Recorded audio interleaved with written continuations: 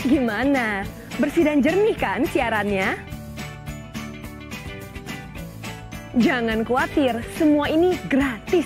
Tidak perlu beli kuota internet dan nggak perlu biaya berlangganan. Bagi kamu yang masih menggunakan TV analog, cukup dengan satu langkah mudah. Untuk televisi yang sudah siap digital, cukup scan ulang siaran TV kamu untuk menangkap siaran TV digital. Banyak pilihan programnya, bersih gambarnya, jernih suaranya, dan canggih teknologinya. Ayo, kita beralih ke siaran televisi digital.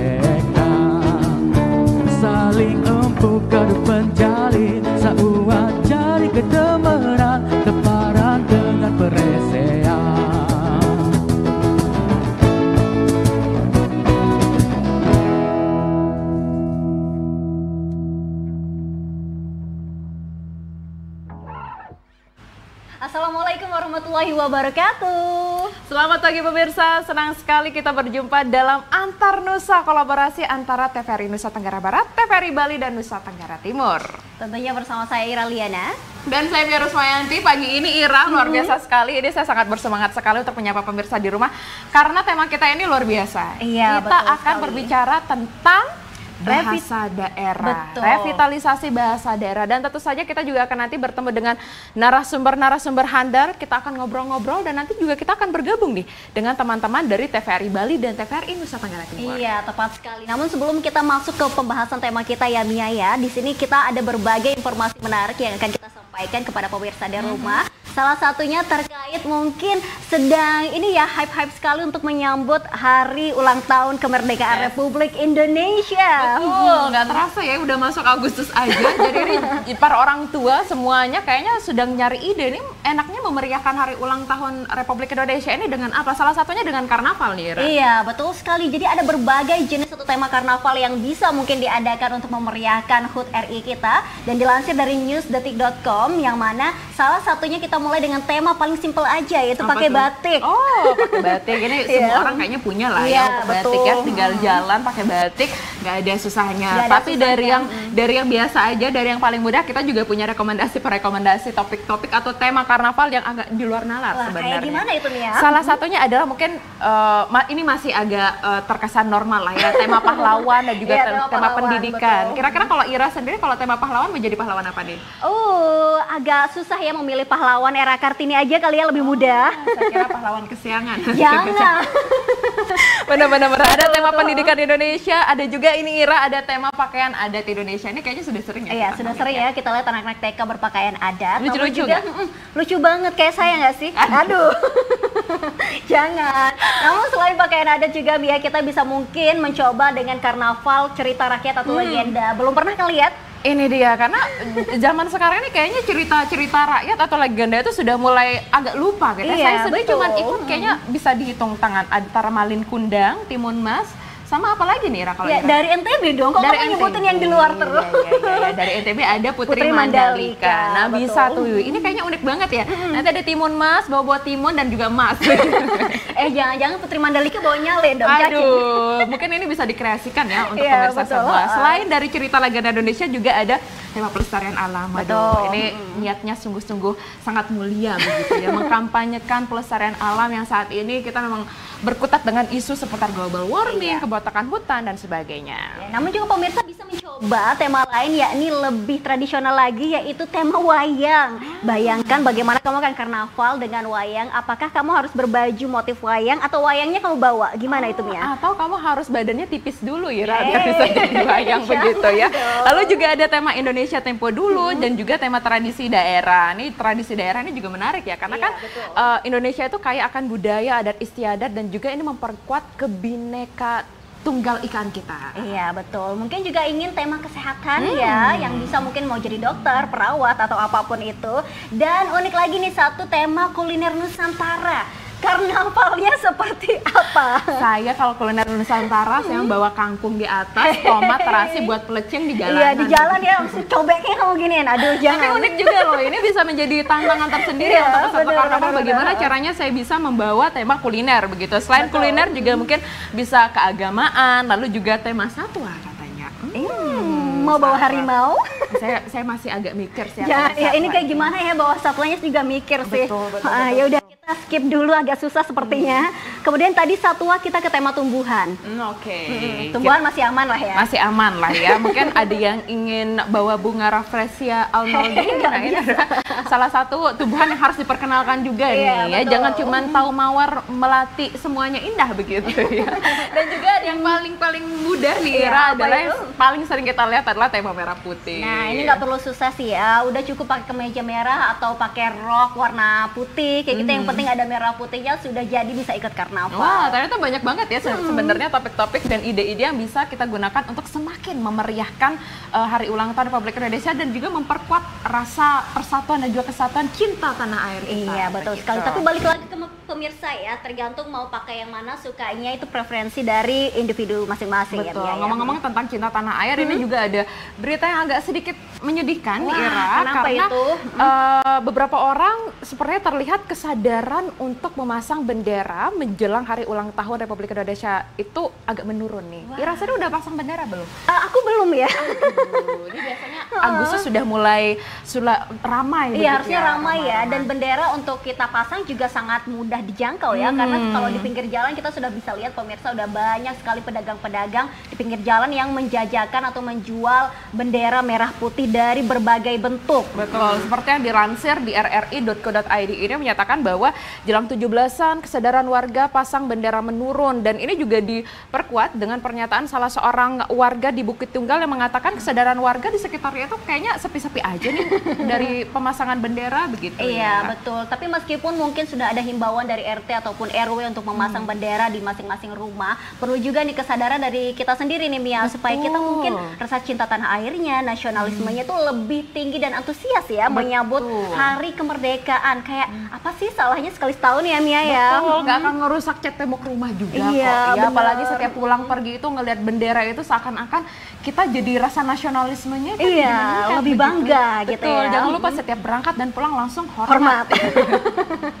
Oke, Oke. berbicara tentang ini rasa nasionalisme kita, ini banyak sekali cara untuk menunjukkan rasa nasionalismenya. Salah satunya juga dengan prestasi, seperti prestasi yang ditorehkan oleh salah satu atlet kebanggaan kita, atlet lari khususnya, yaitu Lalu Muhammad Zohri. Nah, ini siapa sih yang nggak tahu ya, Muhammad Zohri ini merupakan salah satu pelari terkencang di Asia Tenggara, julukannya. Betul Gila sih. Namun sayang sekali ya, dilansir dari kompas.com bahwa Zohri ini harus berakhir di mungkin yang diikuti di Olimpiade Paris 2024. Dia harus berakhir di putaran 1 untuk kategori lari 100 meter putra. Tapi nggak apa-apa Zohri, udah lolos aja ke Olimpiade Paris itu, aduh udah luar biasa banget. Iya, luar biasa banget. Nusa Tenggara Barat, Indonesia pergi ke Paris itu luar biasa. Kita ngerasa ikut ke Paris juga loh Zohri. Terima kasih loh Zohri ya. Tenang aja ya, jadi nggak perlu takut atau tidak perlu merasa tidak berbangga diri ya. Betul. Jadi kita semua mendukung apapun upaya yang membanggakan Indonesia, apalagi Nusa Tenggara Barat. Aduh, terima kasih sekali Zohri. Dan selanjutnya, ngomong-ngomong tadi kita sudah ke Paris, kita harus balik lagi nih ke Nusa Tenggara Barat. Ada apa nih? Karena kita akan jalan-jalan lagi ke salah satu sirkuit, siapa sih yang nggak kenal? Sirkuit benar. Mandalika ya, salah satu ikon di kawasan ekonomi khusus di Mandalika. Ternyata ini dilansir dari antara kunjungan wisatawan menembus 500 orang. Betul sekali. Dan ternyata itu kunjungan wisatawannya tidak hanya dari mancanegara, bahkan dari domestik juga. Dan ini yang membuat unik mungkin karena para wisatawan itu tidak hanya bisa berfoto di sirkuit, karena di sirkuit itu sudah dibuka aksesnya supaya wisatawan itu bisa ikutan test drive. Wah, nah jadi ini dia juga informasi untuk pemirsa yang ada di Bali, mungkin ada Nusa Tenggara Barat, Nusa Tenggara Timur juga, atau di seluruh Indonesia. Mungkin mikirnya ke sirkuit Mandalika pas ada MXGP, MotoGP, jangan ya. Karena kalau Anda bisa langsung mengunjungi sirkuit Mandalika itu untuk berwisata aja ya. Iya, berwisata foto-foto, aja, test drive, foto-foto. gitu. Bahkan mau jogging pun bisa. Karena harganya sangat terjangkau untuk jogging ataupun track walk di sirkuit itu hanya sekitar 150.000 aja per orang. 150.000 aja sudah bisa menikmati sirkuit dengan tingkat vibe-nya itu internasional banget ya. Pebalap-pebalap internasional itu pernah menjajaki sirkuit internasional kita. Iya, siapa sih yang nggak suka ya, apalagi ke sirkuit mau test drive pakai mobil pun bisa juga ya. Betul. Dan tidak hanya test drive, kita juga akan dimanjakan dengan pemandangan yang tidak berubah sama sekali sampai sekarang. Thanks God, walaupun ini sudah gaungnya secara mendunia, tapi luar biasa sekali Nusa Tenggara Barat masih tetap mempertahankan kelestarian lingkungannya, keindahan alamnya, yaitu Kuta Mandalika. Iya, betul sekali. Bahkan tidak heran kalau ternyata sirkuit Mandalika dijuluki salah satu sirkuit yang terindah di dunia loh. Luar biasa sekali. Dan selanjutnya tadi kita sudah jalan-jalan ke sirkuit, kita test drive, nggak afdol rasanya ya. Kalau kita sudah ngomong dunia, banyak bahasa-bahasa asing, jangan lupa kita harus mengutamakan bahasa kita, bahasa Indonesia. Betul. Dan juga melestarikan bahasa daerah seperti tema kita pada hari ini, yaitu terkait revitalisasi bahasa daerah. Dan ternyata sudah ada nih mulai dilakukan kolaborasi pelestarian bahasa daerah dari Kantor Bahasa Provinsi Nusa Tenggara Barat yang juga sudah menerima kunjungan dari Yayasan Bahasa Ibu, dan ini dilansir dari kantor bahasa ntb.kemdikbud.go.id. Wah, luar biasa sekali. Memang sebenarnya untuk mempertahankan bahasa kita, bahasa Indonesia, dan juga melestarikan bahasa daerah itu butuh kolaborasi ya, butuh sinergi dan juga butuh kontribusi dari semua pihak. Nah, ini juga nanti akan kita bahas ya. Iya, betul dengan narasumber-narasumber kita yang kita akan diskusi, kita akan ngobrol-ngobrol santai terkait dengan revitalisasi bahasa daerah. Iya, nanti kita cek saja ya langsung seperti apa sih mungkin ya kegiatan atau revitalisasi. Mungkin ada produk-produknya yang belum kita ketahui dari Kantor Bahasa Provinsi Nusa Tenggara Barat. Dan ada yang unik juga loh Ira. Apa Kalau itu? kita mikirnya revitalisasi bahasa daerah itu untuk kalangan umum, nanti kita juga akan ikut menyertakan teman-teman difabel kita. Wow. Nah, seperti apa ya itu pemirsa? Dan nanti kita akan lihat bersama, namun kita harus jeda terlebih dahulu. Tetap di Antar Nusa.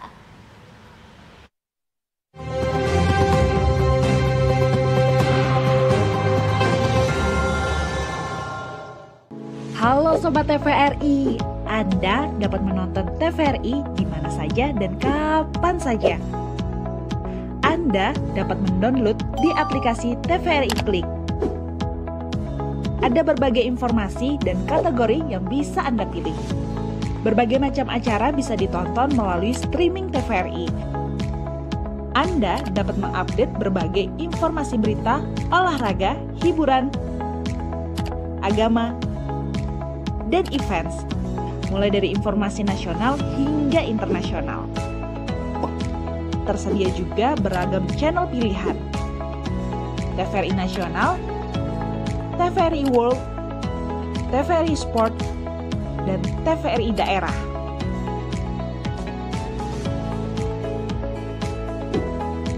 Anda disarankan menggunakan internet 4G atau Wi-Fi agar dapat menonton streaming TVRI. Ayo, segera download TVRI Klik.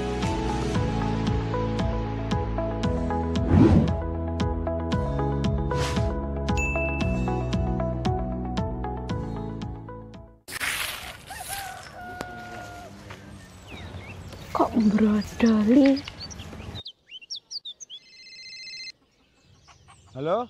Pak di mana? Iki lagi macul, ana apa? Iki lho, sapuku brodol. Ah, brojol.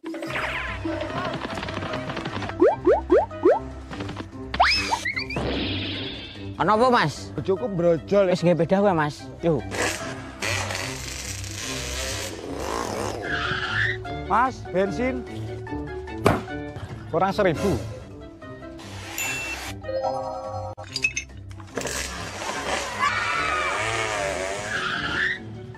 Oh, jare brojol. Sopo sing brojol? Iki lho, sapuku brodol. Oh, alah.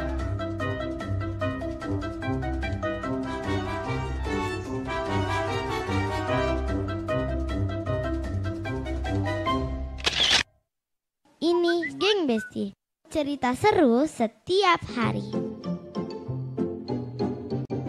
Bestiku yang pertama, si cantik Syahnas. Ini aku Kiandra L, si jago kungfu, tapi cuma pura-pura.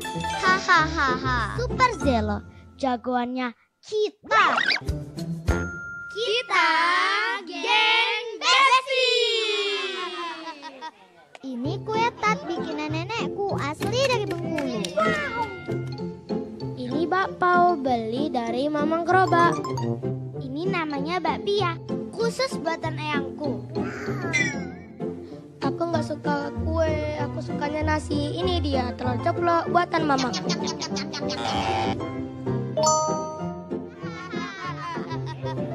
Inilah cerita Geng Besti. Beragam rasa menyatukan kita.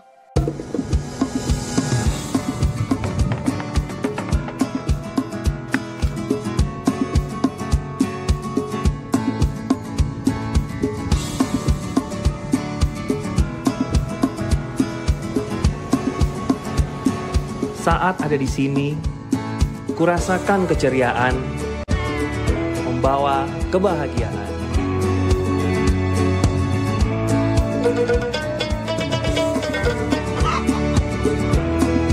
Diiringi semangat, berbagi harapan.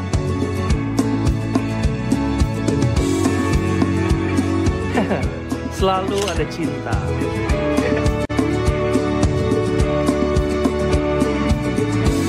Mari nikmati cita rasa,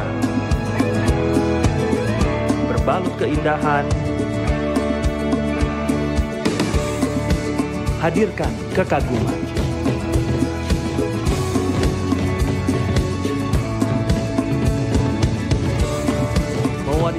kekayaan.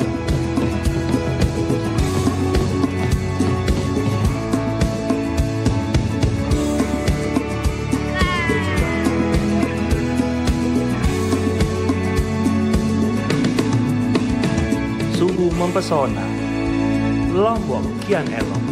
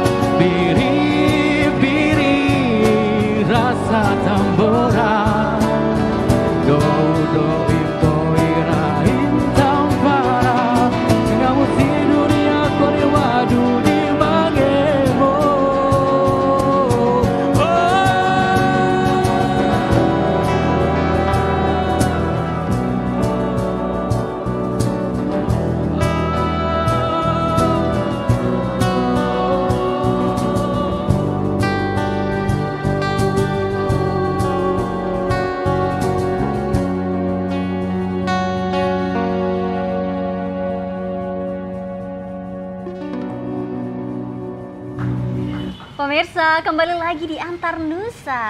Dan seperti yang kita sudah katakan tadi ya, kita sudah ada di sini narasumber yang akan kita tanya-tanya ya Mia ya, terkait tema kita yaitu revitalisasi bahasa daerah. Betul sekali. Seperti tema kita pada kali ini adalah revitalisasi bahasa daerah, karena ada informasi menarik Ira di mana sebenarnya ada 718 bahasa daerah di seluruh Indonesia. Tapi sedihnya UNESCO sendiri mencatat setiap minggu itu ternyata ada setiap 2 minggu itu ternyata ada satu bahasa daerah di seluruh dunia yang hilang. Aduh, ini gara-gara lama-lama mungkin penuturnya sudah tidak ada ya. Betul, karena ini Kepala Badan Bahasa sendiri menyatakan bahwa kepunahan bahasa daerah itu merupakan sebuah keniscayaan. Kita tidak bisa mencegahnya, juga ya. tapi kita bisa memperlambatnya dengan berbagai program. Untuk itulah kita sudah hadirkan narasumber-narasumber handal kita pada pagi hari ini. Sudah ada Bapak M. Syamsul Rijal, penelaah teknis kebijakan Kantor Bahasa Provinsi Nusa Tenggara Barat. Ini kayaknya kalau Bapak agak berat ya. Mukanya masih kakak-kakak nih. Saya manggilnya apa nih? Mas Rijal aja mungkin ya. Mas Rijal, apa kabar Mas Rijal? Baik Mbak, gimana Mbak? Terima kasih sudah hadir di TVRI Nusa Tenggara Barat. Dan juga narasumber yang sepertinya tidak perlu lagi seperti sebenarnya saya perkenalkan, karena sudah sering ya, betul. Siapa yang tidak tahu Mbak Fitri Nugrahan Ningrum, Ketua Samara Nusa Tenggara Barat. Mbak Fitri, apa kabar Mbak Fitri? Alhamdulillah sehat, Mbak Mia, Mbak Ira. Terima kasih sekali lagi sudah hadir bersama kita di sini, siap berbagi begitu ya Mbak Fitri ya. Sesi ini kita akan buka dari Mas Rijal dulu. Berbicara tentang revitalisasi. Mas Rijal, mungkin beberapa orang sudah tahu apa itu revitalisasi, tapi boleh dijelaskan lagi, dielaborasikan lagi mungkin secara singkat apa sih sebenarnya revitalisasi bahasa daerah itu? Seperti kata Mbak Mia tadi, di Indonesia itu ada 718 bahasa daerah dan sebagian besar memang terancam punah.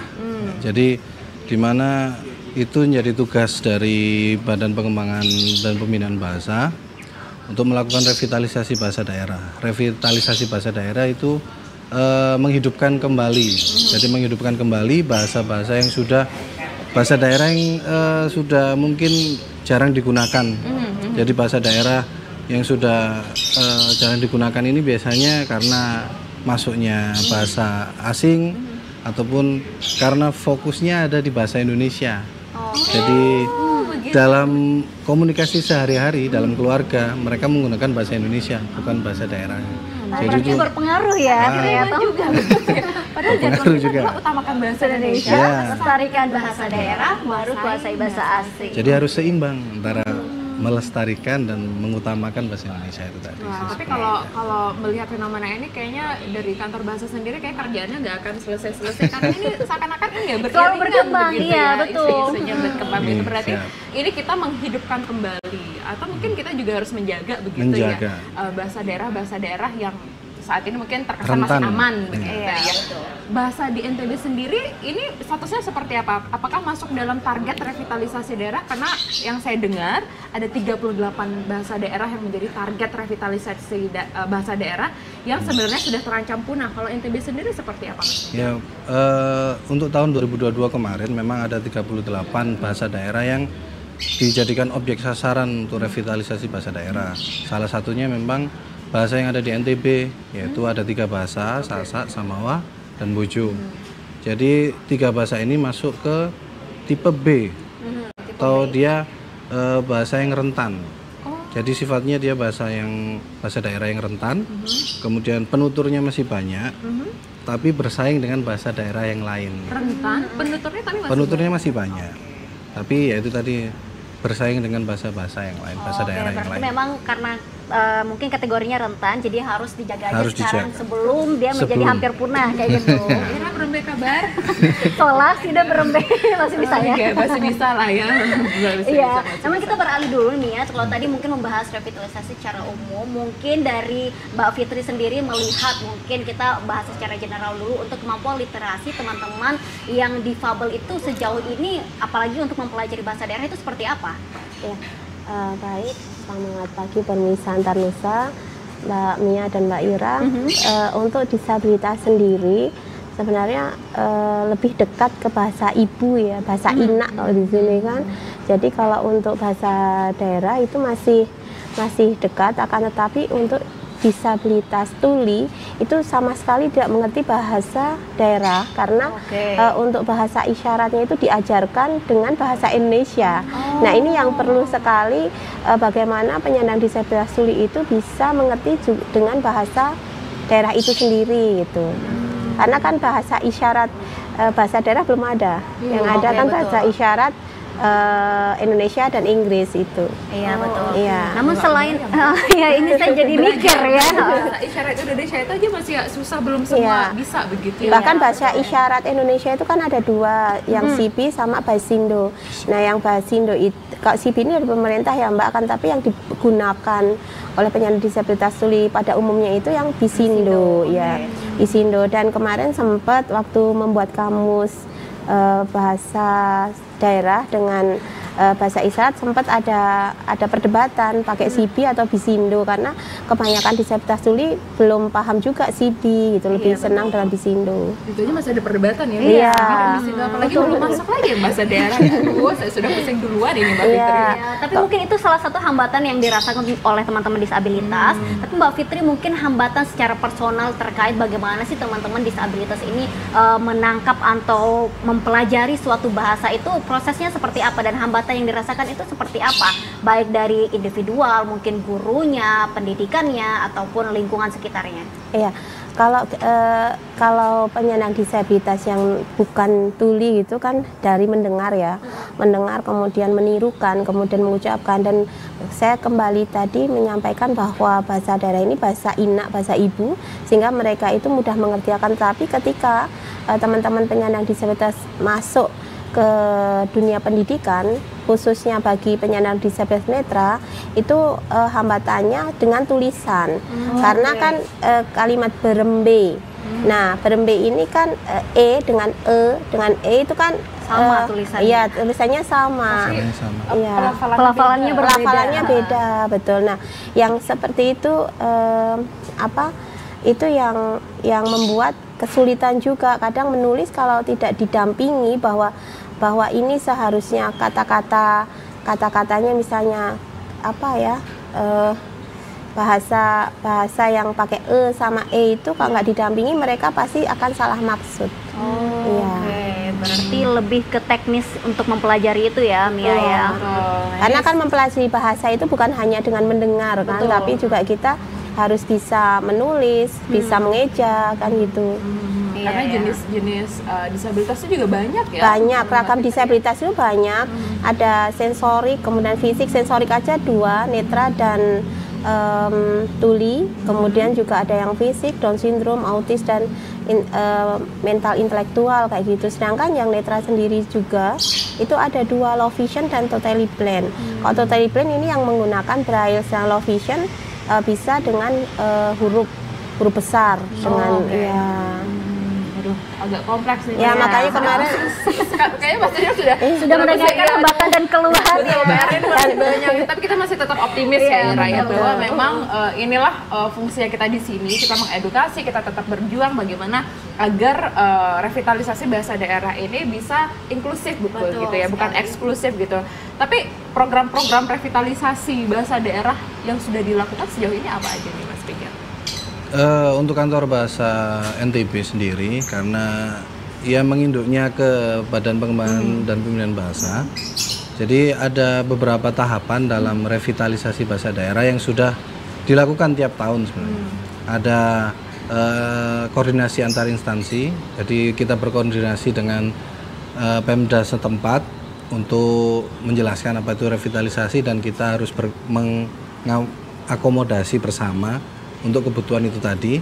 Kemudian ada forum discussion group atau apa namanya ini, kelompok diskusi terkumpul untuk membuat model pembelajaran untuk bahasa daerah tadi, bahasa dan sastra daerah. Jadi setelah itu kita melakukan pelatihan guru master atau guru utama biasanya. Jadi kita mengambil beberapa guru dari tiap kabupaten yang dari NTB, jadi untuk diajarkan model pembelajaran tadi. Jadi setelah itu Setelah diajarkan, mereka akan mengimbaskan ke guru-guru lainnya dan ke murid-muridnya. Jadi nanti ada biasanya 7 mata pelajaran atau mata lomba biasanya disebutnya di sana. Ada puisi, mendongeng, pidato, kemudian komedi tunggal, juga ada tembang. Itu mereka diajarkan untuk nanti diimbaskan ke muridnya dan ke guru lainnya. Nanti setelah itu Pemda atau instansi terkait, yang dinas terkait itu akan melakukan FTBI atau Festival Tunas Bahasa Ibu. Jadi dalam lingkup kabupaten. Jadi setelah FTBI diselenggarakan atau FTBI sudah diselenggarakan itu tadi, akan ada FTBI tingkat provinsi yang diakomodasi oleh kantor bahasa. Tapi program-program seperti itu apakah saat ini masih hanya menyasar kalangan umum atau ada program yang sebenarnya spesifik nih untuk teman-teman difabel? Kalau untuk program revitalisasi bahasa daerah yang saya sebutkan tadi, memang sasarannya adalah siswa SMP dan siswa SD. Tapi belum bisa untuk mengakomodasi kebutuhan inklusi. Tapi kantor bahasa Provinsi NTB sendiri sudah mempunyai inovasi yang baru saja diluncurkan sebenarnya. Jadi ada kamus terpadu bahasa daerah, bahasa isyarat, dan bahasa braille. Nah, ini tapi kita tahan dulu ya, karena kita akan kelas-kelas lagi ini di sini ya. Tapi menariknya seperti ini Mas Rijal, karena kan pemerintah sendiri menggalakkan itu penggunaan bahasa daerah di lingkungan sekolah, utamanya dari SD sampai SMP, bahkan di-encourage atau didorong agar penggunaan bahasa daerah itu menjadi bahasa pengantar katanya. Nah, itu berlaku juga nggak sih di sekolah-sekolah luar biasa? Kalau di sekolah luar biasa kita belum tahu ya, tapi sepertinya belum. Karena memang itu tadi hambatannya kan tidak semua bisa berbahasa daerah. Karena ada keterbatasan itu tadi sih. Tapi kalau memang ada dasar hukumnya atau ada anjuran seperti itu, mungkin bisa ya, karena berprogres lah ya. Karena agak susah memang untuk mengajarkan bahasa isyarat. Kita yang biasa saja untuk belajar bahasa isyarat juga lumayan lama gitu mengertinya ya. Apalagi untuk bahasa isyarat tipe bahasa daerah kayak gitu. Betul. Nah, ini seperti apa nih Mbak Fitri sendiri mengomentari bahwa ternyata memang teman-teman harus menunggu dulu nih, karena untuk revitalisasi bahasa daerah untuk kalangan umum saja masih harus berproses. Apakah ada trik-trik atau mungkin strategi dari Mbak Fitri sendiri melalui komunitas, daripada menunggu pemerintah kita gerak dulu aja gitu, gimana? Iya, kalau itu sudah ya Mbak ya. Jadi kami berusaha dengan kalimat-kalimat dasar keseharian, saya makan kayak gitu. Yang saya sampaikan tadi, kalau yang tuli ini memang kesulitannya di isyarat gitu ya, dan kemarin kami bersepakat untuk menggunakan bisindo kayak gitu. Bisindo itu kan lebih ke bahasa ibu, bahasa keseharian mereka gitu, bukan bahasa yang formal seperti bahasa isyarat sipil, itu kan formal sekali. Dan kemarin kami mengusulkan untuk kantor bahasa dalam menggunakan bahasa isyarat itu menggunakan bahasa isyarat yang bisindo. Sedangkan yang braille kemarin juga kan, karena kemarin peluncuran kamusnya itu ada 3 bahasa ya Mas Rizal ya, bahasa Sasak, Sasambo itu Mbak Baju, dan itu. Nah itu dalam penulisan itu juga yang saya sampaikan tadi, kalau untuk braille sendiri kan antara embe. Nah ya, saya tadi mikir gitu ya, apa ya embe sama embe kan jauh sekali gitu kan. Kalau di Jawa kan mungkin lemper sama lemper. nah itu sangat jauh. Artinya butuh pendamping lainnya, misal audiobook. Jadi kan bukan kamus braille aja, tapi juga kamus yang bersuara. Kemudian untuk teman-teman yang Down syndrome, autis seperti apa, itu kamus bergambar. Nah di sini nanti selain kata, kemarin kantor bahasa juga meluncurkan kamus dengan cerita bergambar ya Mas Rizal. Cerita bergambar ini juga sangat menarik. Jadi inovasi-inovasi itu bisa kita kolaborasikan dengan komunitas yang ada di Nusa Tenggara Barat, komunitas disabilitas itu. Akan tetapi kemarin waktu ada diskusi terkumpul kemarin itu juga dari SLB diundang, dan alhamdulillah respon dari SLB itu juga bagus gitu.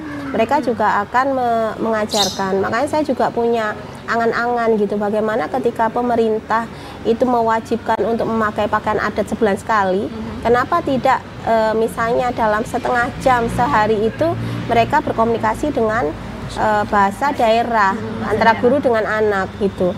Kalau misalnya kayak sekolah internasional kan ada jam khusus untuk bahasa Inggris. Kenapa bahasa daerah tidak diutamakan? Padahal ini kan budaya kita, kekayaan kita kayak gitu. Menarik itu ya. Saya pengen coba di rumah nanti.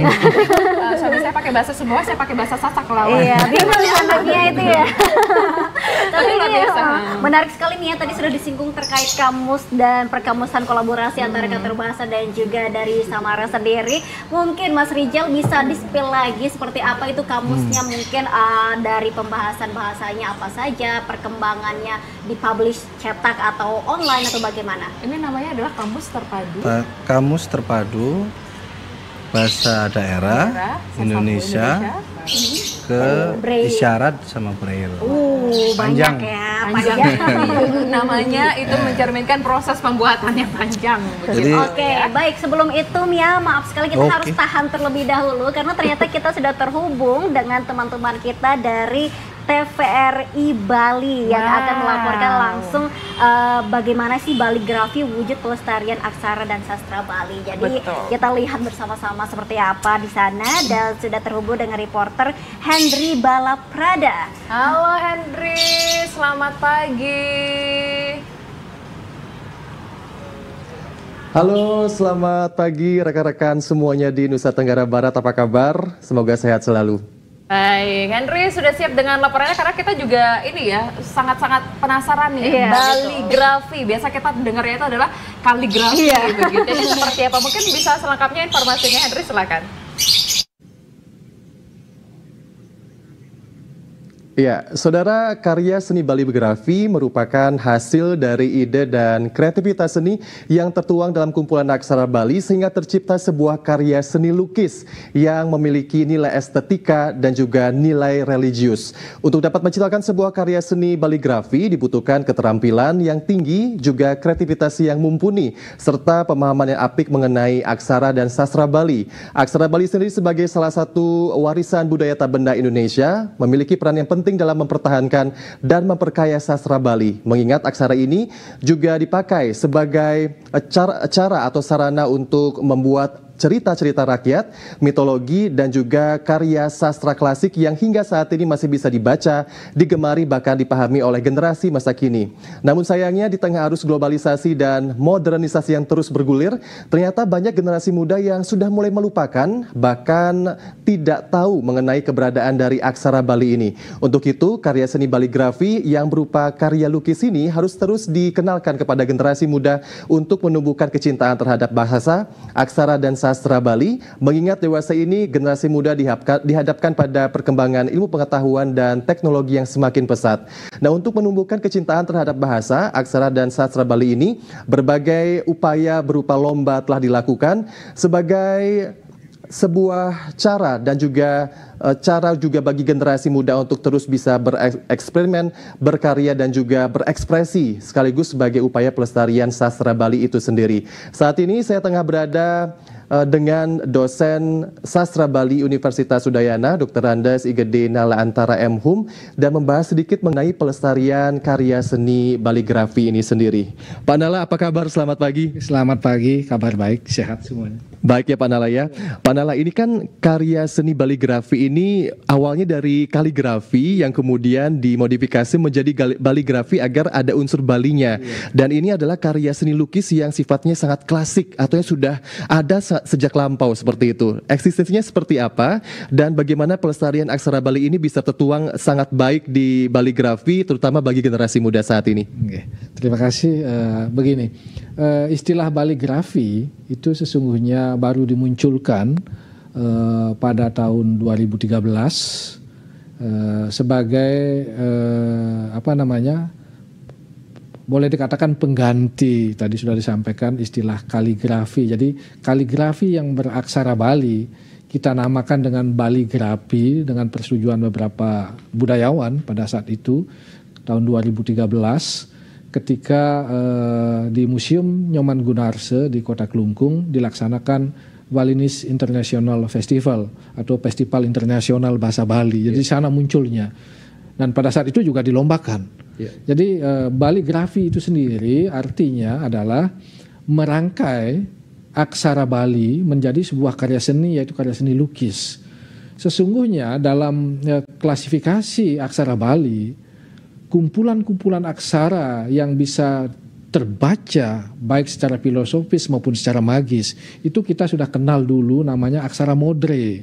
Tapi itu berkaitan dengan hal-hal religi dan hal-hal magis gitu. Jadi baligrafi, nah ini bisa juga menggambarkan hal-hal yang bukan magis dan bukan religi. Sebuah karya seni utuh yang menampilkan aksara-aksara yang indah dan kuncinya rangkaian-rangkaian aksara itu harus terbaca.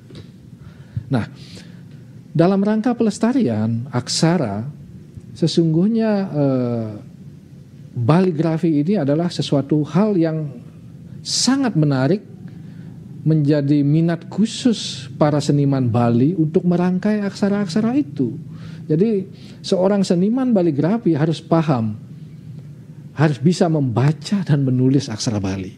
Itu yang penting. Sehingga hasil karyanya menjadi sebuah karya seni yang indah, yang bisa kita apresiasi, dan ada nilai-nilai yang terkandung dari aksara-aksara yang dirangkai sedemikian indah dalam baligrafi itu.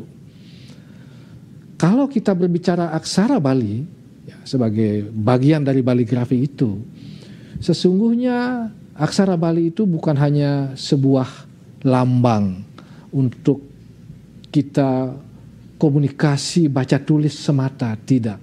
Jadi aksara Bali itu sesungguhnya dalam budaya Bali sebagai warisan yang tidak ternilai harganya, berfungsi untuk merekam ya. Jadi aksara itu merekam semua peradaban manusia Bali dari zaman dulu sampai sekarang, sehingga bisa kita warisi beberapa pengetahuan, beberapa teknologi tradisional yang kita warisi sampai sekarang. Yang semuanya ditulis dengan aksara Bali. Itu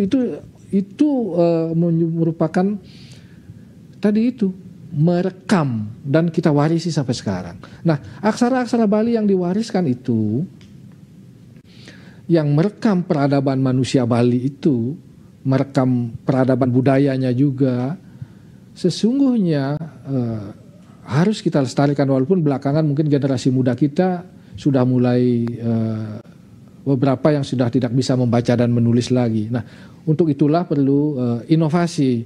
Kita menyelenggarakan lomba menulis aksara Bali di kertas, menulis aksara Bali di lontar, merangkai aksara Bali menjadi baligrafi, sehingga minat mereka bisa bangkit lagi untuk menekuni, melestarikan dan mengembangkan bahasa Bali sebagai kecintaan kita sebagai pewaris budaya Bali ke depan.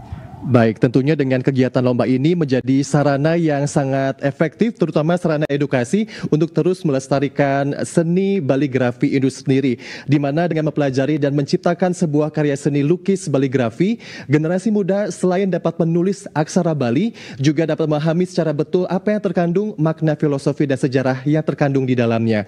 Dan hal ini merupakan langkah penting dalam pelestarian budaya, memastikan aksara Bali tetap hidup dan ada, berkembang terus di tengah masyarakat. Demikian yang kami laporkan langsung dari Bali kembali ke Nusa Tenggara Barat. Baik, terima kasih banyak Henry atas laporannya, dan juga kami ucapkan terima kasih kepada teman-teman dari TVRI Bali ya. Luar biasa loh ya, baligrafi ternyata itu merupakan kombinasi ya antara Bali dan juga kaligrafi. Ini NTB juga siapa tahu bisa mencontoh. Sasagrafi ada tiga suku, sasagrafi sama wagrafi, mbojografi. Iya, gitu ya. Banyak banget ya yang bisa dieksplor di sini. Tapi terima kasih loh teman-teman dari TVRI Bali sudah memberikan inspirasi di kita, dan juga salut untuk semangatnya untuk terus mempertahankan aksara daerah dan juga tetap mempertahankan kearifan lokal di tengah gempuran modernisasi saat Iya, ini. betul sekali. Dan tentunya nanti kita akan lihat juga seperti apa dari laporan TVRI Nusa Tenggara Timur untuk revitalisasi bahasa daerah mereka. Namun setelah kita iklan berikut ini, jadi jangan kemana-mana, tetap di Antar Nusa.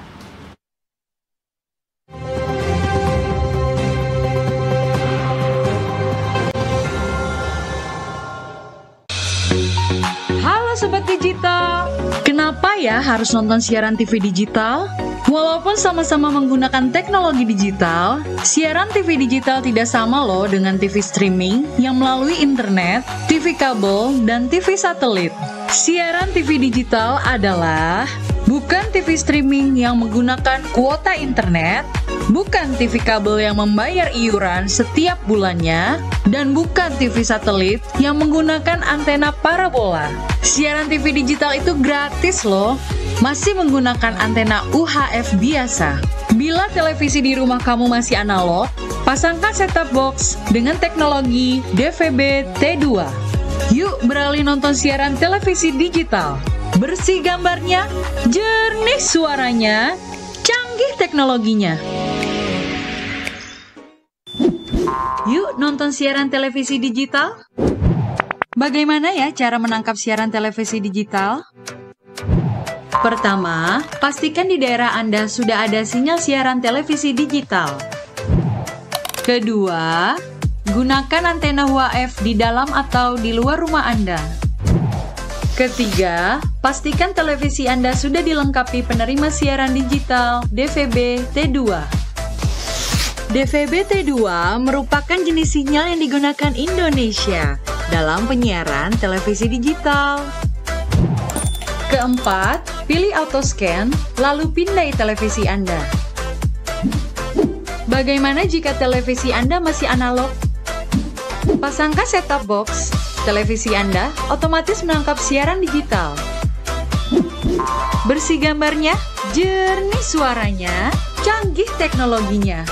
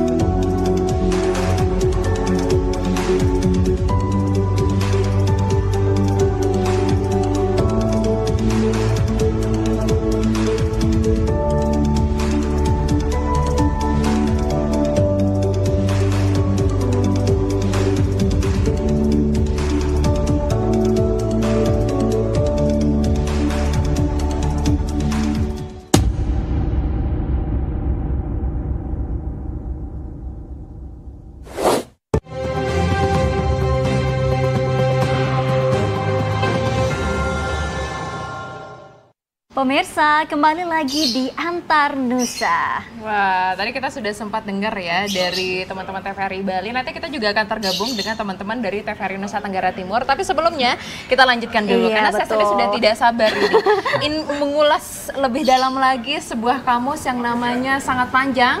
Sepanjang proses pembuatannya begitu Mas Rijal. Kamus Terpadu Sasambo Indonesia Isyarat dan Braille. Silahkan dijelaskan Mas Rijal. Oke, baik. Untuk kamus terpadu sendiri kita singkat aja ya. Jadi kamus terpadu ya, kamus terpadu Sasambo itu awal mulanya berawal dari kamus bergambar. Harus bergambar Indonesia Sasambo yang kemudian dikembangkan lagi di tahun ini atas inisiasi dari kepala kantor juga untuk mengakomodasi teman-teman disabilitas, yaitu ada untuk yang tuli dan netra untuk saat ini itu ya. Jadi kita bekerja sama itu dengan SLBN 2 Lombok Tengah, SLBN 1 SLBN 1 Lombok Tengah, SLBN 2 Lombok Barat, SLBN 1 Lombok Barat juga. Juga sama Yayasan Samara, juga SLB 1 Mataram. Jadi kita kamus terpadu Sasambo itu sendiri isinya ada 3. Satu kamus bergambar, terus kamus bahasa isyarat, kemudian kamus Braille, bahasa daerah Braille, bahasa daerah isyarat. Itu tadi jadi 3. 3 tempat, 3 hal. Jadi bukan yang panjang sebenarnya.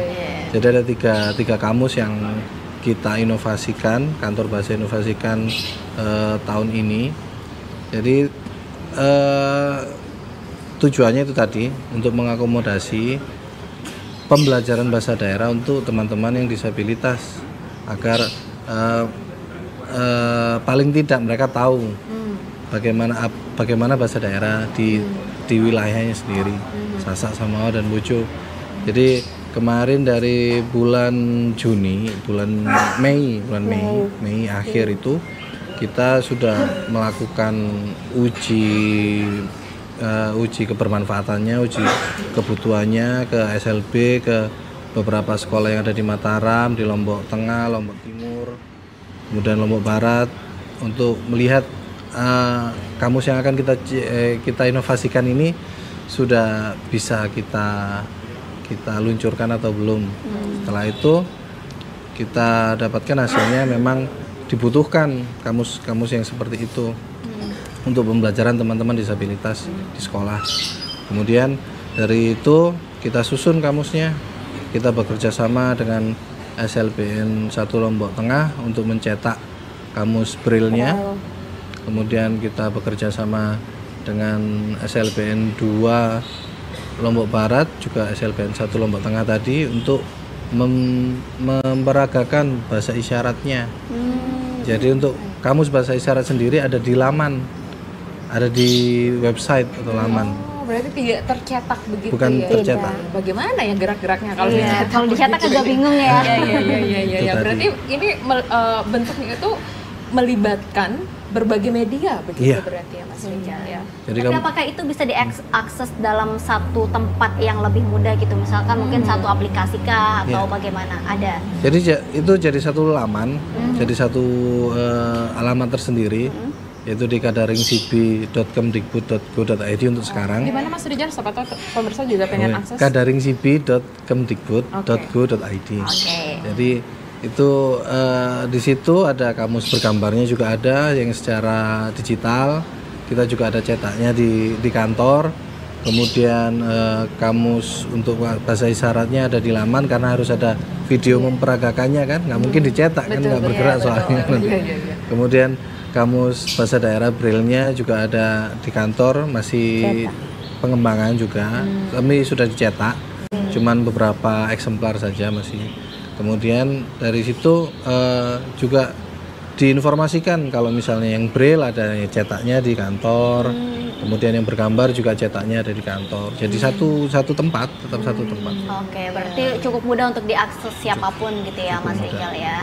Dan ini menarik sekali, ternyata memang dari kamus terpadu yang banyak sekali tadi part-partnya ya. Ada kerjasama dengan Samara, tentunya ada andil dari Mbak Fitri juga dalam menyusun kamusnya. Itu seperti apa Mbak tanggapannya mungkin dari hasilnya atau dalam prosesnya itu seperti apa? Seperti apa begitu ya? Alhamdulillah kami sangat salut, bangga gitu ya, karena adanya aware dari kantor bahasa, inovasi kantor bahasa terhadap inklusivitas bahasa gitu ya. Dan kemarin untuk penyusunannya sendiri memang banyak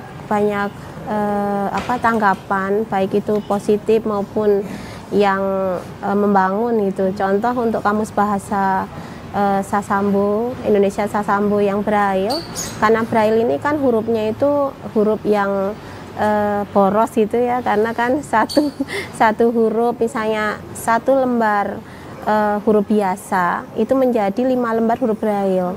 Nah makanya kemarin ketika kantor bahasa menciptakan kamus Braille itu juga agak boros kertas, jadi hanya berapa kemarin 100 kata itu sampai berlembar-lembar gitu. Ada berapa halaman, mungkin 50-an halaman. Nah, itu juga akan membuat teman-teman disabilitas netra saat ini itu juga kadang malas membaca. Karena kan adanya kemajuan teknologi ya, dengan aksesibilitas di HP, itu ada talkback, jadi HP tinggal bunyi aja, kita pasang aplikasi dia udah ngomong sendiri. Nah itu juga menjadi keprihatinan kami, teman-teman disabilitas netra sudah jauh dari braille gitu, karena untuk nulis ini butuh tenaga ekstra juga, kemudian untuk membaca karena harus banyak kayak gitu. Nah kemarin kami usulkan selain dalam bentuk kamus braille juga ada audiobook. Jadi audiobook ini juga bisa membantu teman-teman dalam membaca kayak gitu. Karena kan untuk istilahnya dari bahasa dari tulis ke ucapan kadang-kadang berbeda. Betul. Dan kemarin juga untuk kamus sendiri itu belum efisien seperti itu. Dan insya Allah dari kepala kantor bahasa sendiri akan melakukan pengembangan lagi ya. Masih dalam proses, betul. Iya, memang cukup panjang, kompleks ya. Iya. Tapi kita harus acungi jempol karena ini kolaborasi dengan adanya kolaborasi antara Samara dan juga kantor bahasa ini, meskipun banyak sekali tantangan tapi terlihat optimisme ya untuk kita bersama-sama bagaimana mencari jalan terbaik seperti itu untuk bisa memberdayakan semuanya dan kembali lagi untuk bisa merevitalisasi bahasa daerah kita. Nah, seperti yang akan kita dengarkan informasinya ini, kita sudah tergabung dengan teman-teman dari TVRI Nusa Tenggara Timur yang akan membahas eksistensi bahasa daerah di era modernisasi. Sudah bergabung bersama kita rekan kita Diki Balo. Halo Diki, selamat pagi. Halo, selamat pagi Ira dan Mia. Luar biasa nih, ini sepertinya Diki sudah siap ya, ini bagaimana informasinya, kiat-kiatnya atau mungkin strateginya bagaimana tetap mempertahankan bahasa daerah di era gempuran modernisasi ini. Silakan Diki dengan informasinya.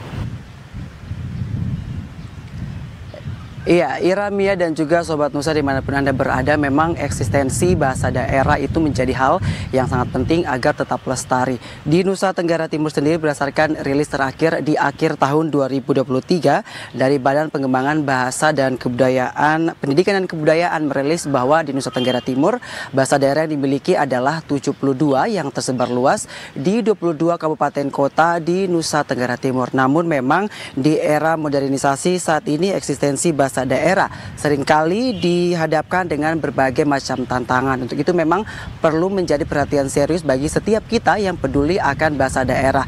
Karena memang globalisasi ini sangat mempengaruhi eksistensi bahasa daerah yang ada di Nusa Tenggara Timur. Kantor Bahasa Provinsi Nusa Tenggara Timur untuk menjawab tantangan ini, untuk melestarikan bahasa daerah di Nusa Tenggara Timur telah melakukan berbagai upaya agar bahasa daerah tetap lestari dan juga tetap menjadi bahasa yang sering dikomunikasikan dalam kehidupan sehari-hari. Upaya yang dilakukan juga terus dilakukan oleh Kantor Bahasa Provinsi Nusa Tenggara Timur melalui pendidikan formal, juga literatur serta kegiatan-kegiatan budaya yang membahasakan bahasa daerah di setiap kegiatan yang ada. Dan saudara, untuk mengetahui bagaimana lengkapnya, mari kita simak bersama wawancara bersama Ardi Pangkul Fernandus yang merupakan widya bahasa ahli muda Kantor Bahasa Provinsi Nusa Tenggara Timur yang juga sekaligus koordinator revitalisasi bahasa daerah Provinsi Nusa Tenggara Timur. Makanya program revitalisasi bahasa daerah menyasar generasi muda biar mereka bisa menghidupkan kembali bahasa daerah sebagai karena mereka adalah sebagai pemilik jati bahasa daerah. Mereka penutur jati, mereka pemilik sah bahasa daerah itu, dan bahasa daerah adalah identitas. Makanya mereka harus melestarikan bahasa daerah sebagai jati diri mereka. Pesan saya, bahasa daerah adalah jati diri kita, adalah identitas kita, dan juga masa depan bahasa daerah itu ada di tangan kita sendiri, ada di tangan penutur bahasa itu sendiri. Jadi mari kita lestarikan bahasa daerah kita, jaga sebagai identitas, sebagai kebanggaan, karena itu satu-satunya jati diri kita yang akan kita jaga ke depannya, yang menjadi warisan leluhur kita begitu, dengan tetap juga mempelajari bahasa Indonesia sebagai bahasa pemersatu, lalu juga bahasa asing sebagai bahasa pergaulan internasional. Iya, saudara, memang selain itu juga literasi bahasa daerah harus terus digalakkan agar bahasa daerah ini tetap lestari dan juga tidak malu untuk diucapkan setiap hari dalam kehidupan bermasyarakat. Dan memang di era digitalisasi saat ini, masyarakat modern juga harus memperhatikan bahasa daerah agar terus dilestarikan. Dan saudara, jangan lupa untuk selalu terus menggalakkan bahasa daerah dengan melakukan literasi dan utamakan bahasa Indonesia, kemudian maksud kami lestarikan bahasa daerah dan kuasai bahasa asing. Salam literasi. Demikian, kembali ke Nusa Tenggara Barat. Salam literasi Diki, luar biasa sekali. Terima kasih Diki dan juga teman-teman dari TVRI Nusa Tenggara Timur, luar biasa sekali ya semangatnya untuk tetap melestarikan bahasa daerah. Karena Ira ternyata bahasa ini revisi saya ya Mas Rijal kalau saya salah, ternyata bahasa Manggarai di Nusa Tenggara Timur itu juga menjadi salah satu bahasa daerah yang terancam punah dan sempat menjadi objek revitalisasi bahasa daerah. Jadi salut untuk teman-teman dari TVRI Nusa Tenggara Timur yang terus berupaya melestarikan bahasa daerah. Jangan sampai kita juga harus untuk menggencarkan upaya kita supaya tidak menjadi hampir punah juga. Betul, seperti kata Mas Rijal tadi, ini pusing, belum gempuran dari luar, ternyata mengutamakan bahasa Indonesia sendiri juga menjadi tantangan untuk melestarikan bahasa daerah. Ya. Kita kembali lagi ke Kamus Terpadu tadi, Mas Rijal, ini seperti yang dikatakan Mbak Fitri, sudah ada respon dari teman-teman, khususnya dari teman Samara. Ini ternyata banyak banget PR-nya masih ya untuk mengembangkan Kamus Terpadu ini. Kalau dari proses pembuatannya sendiri, ini tantangan apa sih yang dihadapi dari kantor bahasa? Kalau seperti yang dibilang Bu Fitri tadi, memang kan butuh pengembangan. Jadi kita juga sudah ada rencana sebenarnya. Jadi dari rencana jangka pendeknya ada, rencana jangka menengahnya ada, rencana jangka panjangnya juga ada. Jadi nanti itu akan tetap dilaksanakan sesuai dengan timeline-nya atau lini masanya. Untuk pembuatan kemarin memang untuk hambatannya mungkin kurang informasi sih sebenarnya, informasi bagaimana budaya dari teman-teman disabilitas ini, di tunanetranya, di tulinya, kemudian komunitasnya itu siapa saja. Memang pada awalnya kita belum tahu, jadi kita langsung ke SLB-nya. Oh, oke. Belum kenal Samara pada saat itu? Sudah tahu Samara? Kalau saya belum sih kenal. Oh, oke. Tapi sebenarnya kalau teman kantor yang lain sudah ada mungkin ya. Tapi kalau saya kemarin memang kebetulan saya kemarin juga yang menjadi koordinator untuk Kamus Terpadunya sendiri. Jadi ya itu tadi, kita kurang akses kemana, ini kemana. Tapi kemarin juga kita sudah berdiskusi dengan Dinas Kebudayaan Provinsi. Jadi di bidang apa namanya Ibu? Pendidikan khusus ya, di bidang pendidikan khusus kita juga sudah minta saran ke sana, rekomendasi ke sana, juga langsung ditujukan ke SLB, di SLB 1 Lombok Barat, SLBN 2 Lombok Barat, SLBN 1 Lombok Tengah. Itu memang juga sudah bekerja sama dengan kantor bahasa sudah lama. Jadi kalau di situ sih hambatannya memang aksesnya gitu. Jadi ada beberapa hal yang miss jadinya, seperti penggunaan CB atau Bisindo itu tadi. Tapi karena kita ada di dunia pendidikan ya, jadi mau tidak mau harus CB yang diutamakan. Jadi untuk di dunia pendidikan kita memakai CB. Nanti kalau misal di luar atau percakapan pada umumnya teman pakai Bisindo. Karena kalau Bisindo kan dia tiap daerah berbeda, jadi tidak bisa dijadikan nasional seperti itu. Setiap daerah berbeda. Apa itu bisa menjadi landasan Mbak Fitri untuk mengatakan bahwa Bisindo itu bisa menjadi salah satu alat untuk mengajarkan bahasa daerah begitu? Ya, jadi kemarin juga dari teman-teman tuli itu mengharapkan kamus ini dibuat Bisindo akan, tapi memang kalau yang legalnya gitu ya, bahasa isyarat resminya gitu, itu kan pakai CB.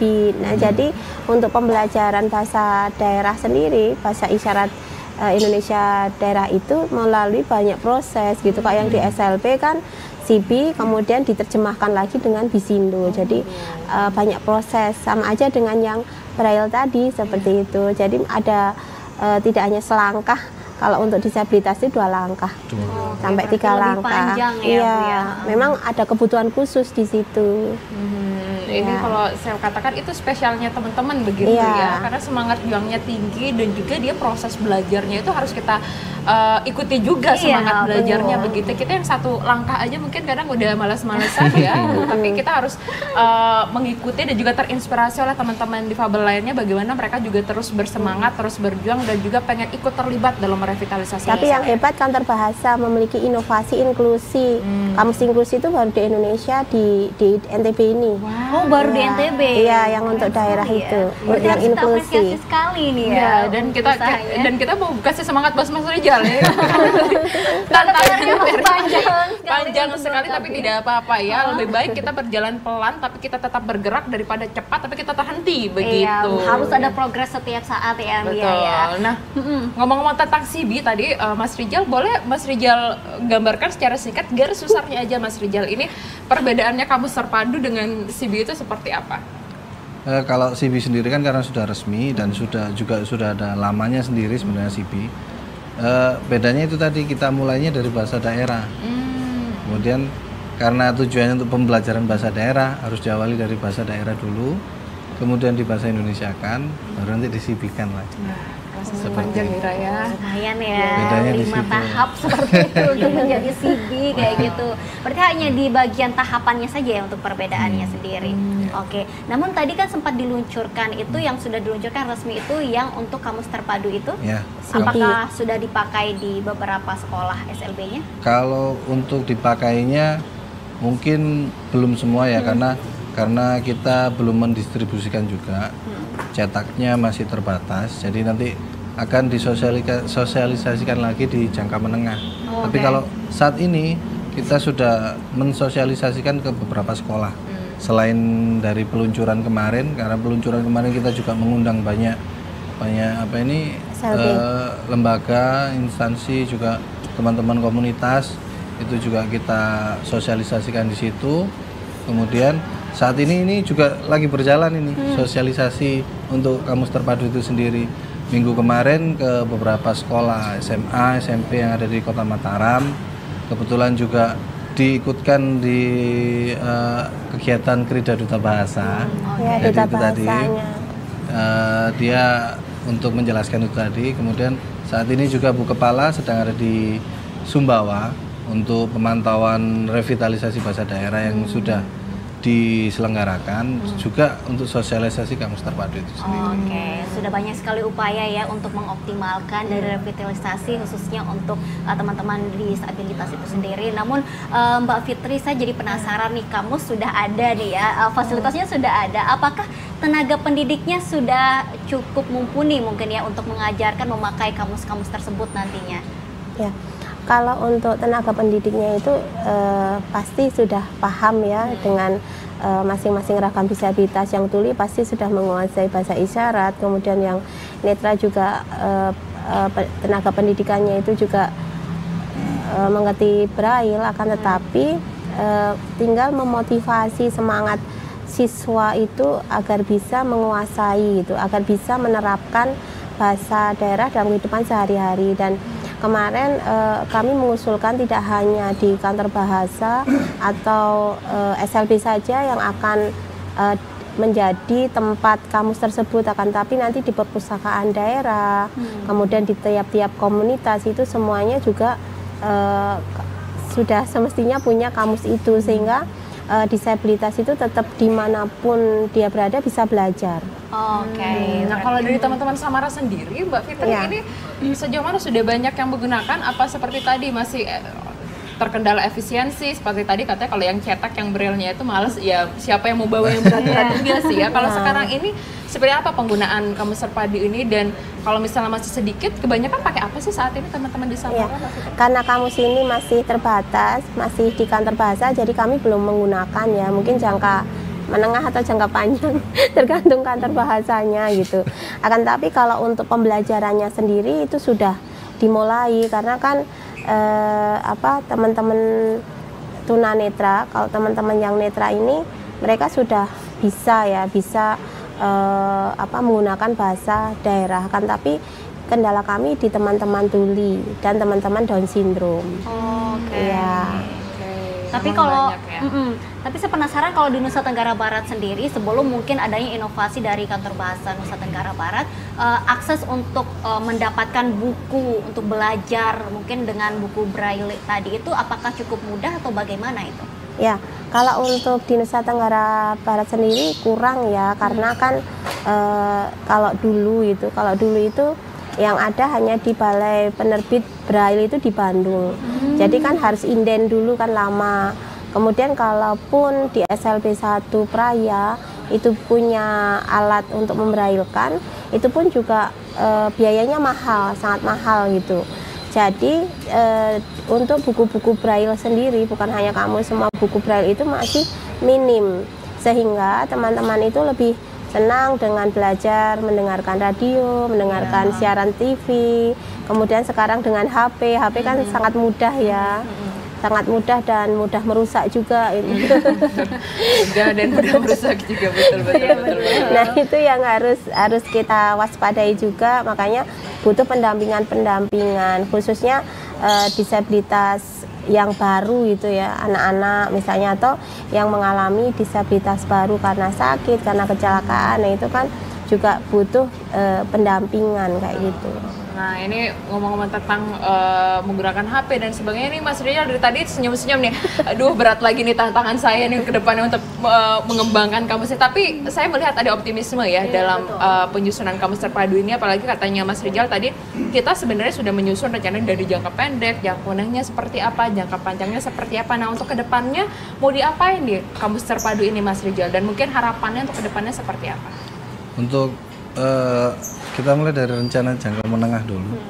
Mungkin untuk rencana jangka menengah kita akan memperbaiki tadi hal-hal yang masih kurang, kemudian juga menambah kosakatanya pastinya, karena kemarin yang kita masukkan ke dalam kamus terpadu ini adalah kosakata dasar, masih kosakata dasar yang mana masih kata benda, kata sifat, kata ganti, kemudian kata kerja, angka dan bilangan atau warna seperti itu. Jadi nanti kita akan kembangkan lebih lagi, tapi pasti kita harus riset dulu, harus mencari tahu dulu, uji kebutuhan lagi seperti apa kondisi yang ada di NTB ini. Gitu. Jadi setelah itu baru kita bisa membuat lagi atau mengembangkan lagi itu tadi mau kemana ini. Betul. Berarti harus melihat kondisi dulu ya. Tapi juga disambungkan dengan tadi teknologi yang ada saat itu nanti kan. Jadi nanti lamannya yang kita kasih suara seperti Ibu Fitri tadi bilang, audiobook mungkin bisa juga kita kembangkan seperti itu atau hal yang lain. Tapi juga tahun lalu itu untuk Braille sendiri itu kita juga sudah ada buku cerita Braille sebenarnya. Ada 10 judul yang ada di Kantor Bahasa, tapi itu tadi karena memang cetaknya terbatas, jadi adanya masih ada di Kantor Bahasa. Belum bisa kita distribusikan. Manfaatnya belum optimal. Kalau dari Mbak Fitri sendiri harapannya ke depan seperti apa Mbak Fitri? Harapannya untuk Kantor Bahasa sendiri tetap concern kalau misalnya sudah bismillah akan melakukan inklusivitas dalam bahasa, ya concern hingga benar-benar mewujudkan kamus yang betul-betul inklusif, bukan hanya karena proyek aja gitu ya. Tahun ini inklusi, besok sudah lupa gitu, tapi tetap ada pembenahan seperti itu. Dan Kantor Bahasa bisa merangkul gitu ya, merangkul semua ragam disabilitas. Saat ini baru tuli dan netra, kan masih banyak ragam disabilitas lainnya yang mereka juga memerlukan edukasi tentang bahasa itu. Oke, luar biasa. Kita doakan saja Mas Rijal dan teman-teman ini sehat begitu ya. Iya, seperti katanya Mbak Fitri, diharapkan jangan sampai terhenti di tengah jalan, Betul. tapi juga rencana jangka panjang yang kita sama-sama idamkan begitu bisa terwujud. Iya, setidaknya 10 tahun dari sekarang sudah perfect lah ya. Kita lihat. Amin. Intinya kan kolaborasi. Intinya kolaborasi, kolaborasi, betul. Dan betul. juga komitmen dan juga konsistensi dan juga kita membutuhkan semua pihak ya untuk Iya, bagaimana betul kita sekali. mensukseskan revitalisasi Juga. bahasa daerah seperti TVRI Nusa Tenggara Barat juga punya ragam yang melibatkan bahasa daerah, salah Iya. satunya dengan berita bahasa daerah tadi. Satu hal lagi Mbak Mia ya, Mbak Ira, Mas Rizal ini usul saya kan selama ini duta bahasa itu non disabilitas, kenapa nggak dibuat duta bahasa yang disabilitas? Gitu. Wah, itu menarik dia. ini. Mungkin Bu Kepala bisa menonton, bisa ya. sambil dari semua bisa langsung pikir, oh iya bener juga begitu. Iya, Ya, oke, betul. kita tampung ya Mbak Fitri ya. Iya. Semoga inklusivitas ini bisa terus berkembang dan semakin baik lagi. Iya, betul sekali. Dan tentunya kita ini masih ada satu tayangan nih ya yang akan kita saksikan bersama, yakni terkait membangun budaya membaca anak desa pesisir. Wah, seperti apa ya mungkin literasi dan kegiatannya di sana? Langsung saja ini dia tayangannya.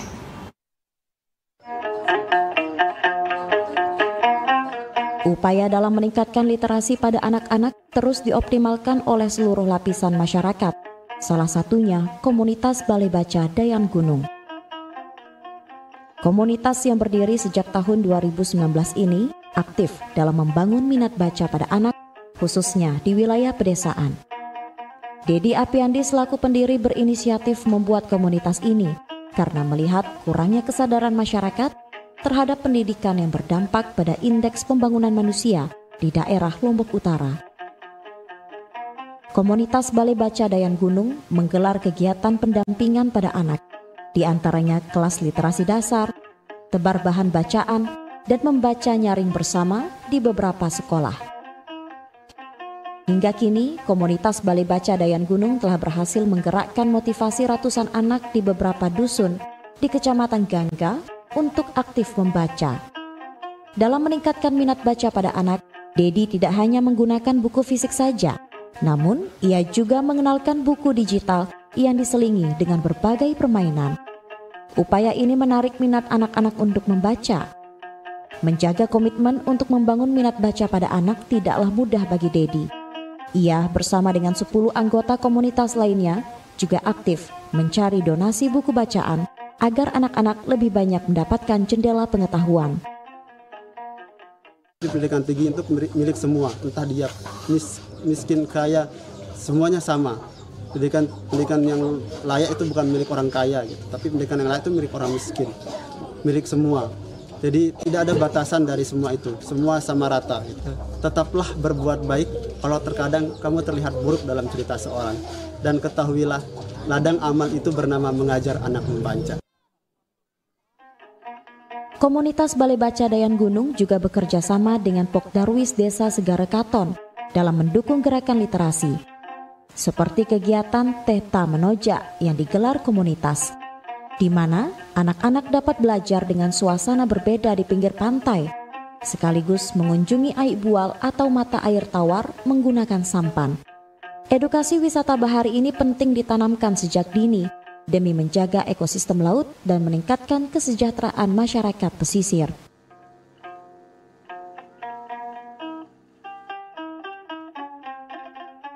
Ya, bisa untuk mengedukasi anak-anak tentang beberapa hal, yaitu ekosistem lautnya, terumbu karangnya, bagaimana pentingnya, arti pentingnya terumbu karang yang pelihara di sini untuk jaga supaya tidak terjadinya abrasi nanti di kemudian hari.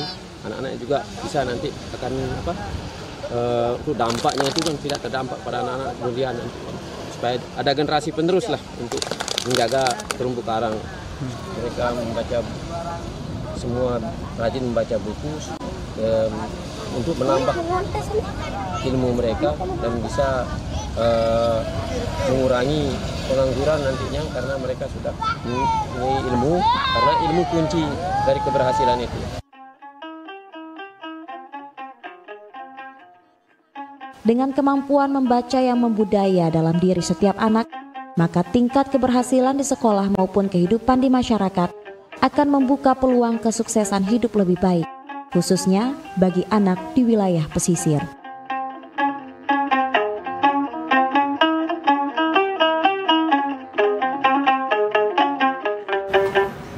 Susah ini ngajar anak saya bahasa Jawa. Wah, luar biasa sekali. Senang sekali melihat berita-berita seperti ini ya, Ira. Bagaimana kita semua bersemangat untuk meningkatkan literasi, khususnya merevitalisasi bahasa daerah tadi. Iya, betul sekali. Dan tentunya kita sudah berdiskusi banyak sekali terkait revitalisasi bahasa daerah ini. Dan juga kita bisa lihat sudah ada mungkin inovasi dari kantor bahasa untuk mengeluarkan kamus terpadu yang ternyata sudah merambah ke teman-teman disabilitas ya, untuk merangkul mereka semua agar mereka juga mungkin bisa juga belajar bahasa daerah dengan lebih mudah juga. Meskipun masih banyak sekali tantangan-tantangan dan juga prosesnya. Terima kasih sekali Mas Rijal sudah bergabung bersama kami, Mbak Fitri. Terima kasih. Kita doakan semuanya sehat-sehat dan tetap semangat untuk berkolaborasi, dan semoga kita juga bisa mengambil andil ya untuk terus bersama-sama berkolaborasi, berkomitmen, bersinergi untuk bagaimana kita melestarikan bahasa daerah. Seperti jargon kita, mengutamakan bahasa Indonesia, melestarikan bahasa daerah, dan menguasai bahasa asing. Baiklah pemirsa, karena kita sudah berada di penghujung acara, itu artinya kami harus pamit undur diri dari Antar Nusa.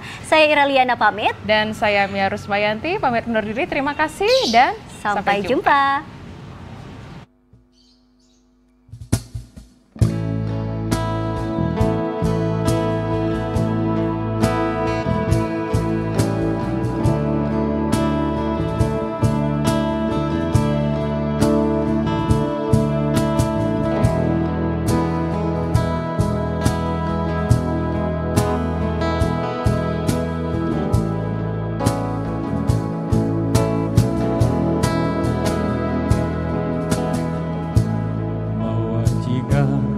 Giling batu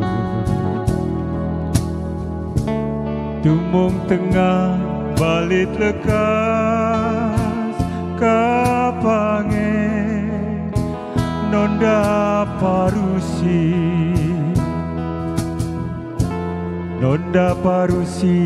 nantana kayu kapanu kapue burung bakolar kitana